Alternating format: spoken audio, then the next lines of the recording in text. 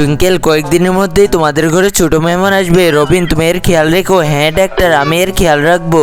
আরে টুইঙ্কেল, তুমি কেমন আছো? ভাবিজি, আমি ঠিক আছি। আরে শট, দেখে চলতে পারিস না? টুইঙ্কেল, এখন তুমি তোমার শরীরের একটু যত্ন নিও, কারণ কোনো সমস্যা হতে দেওয়া যাবে না। হ্যাঁ নিশ্চয়ই ভাবিজি। টুইঙ্কেল, তুমি এখানে সাবধানে বসে যাও, অনেক রোদ পড়ছে, আমি গাড়ির ভিতরে যাই বসে পড়ি। এই তো এখন অনেক মজা লাগছে। আরে এটা কি, আমার পেটে তো চাপ দিয়েছে। তাড়াতাড়ি টুইঙ্কেলের সাথে রশি বেঁধে আমি একটু ওয়াশরুমে যাই। এই তো তাড়াতাড়ি ওয়াশরুমটা সেরে ফেলি। আরে এটা কি, ঘন্টা বেজে গেছে। আরে টুইঙ্কেল, কোনো দরকার? আরে না না, আরে তাড়াতাড়ি আমি পট্টি করে এসি। ম্যাডাম, আপনার শরীরের ফিটনেস ঠিক রাখার জন্য আমার মতো এক্সারসাইজ করেন। হ্যাঁ। আরে টুইঙ্কেল, তুমি একটু এনার্জি ড্রিঙ্ক খেয়ে নাও। আরে ভাই, তুই এদিকে আয়, ওকে তাড়াতাড়ি ভালোভাবে এক্সারসাইজ করায়। এই তো হয়ে গেছে, এখন তুই সর এখান থেকে, আমরা চলে যাই। এই নে।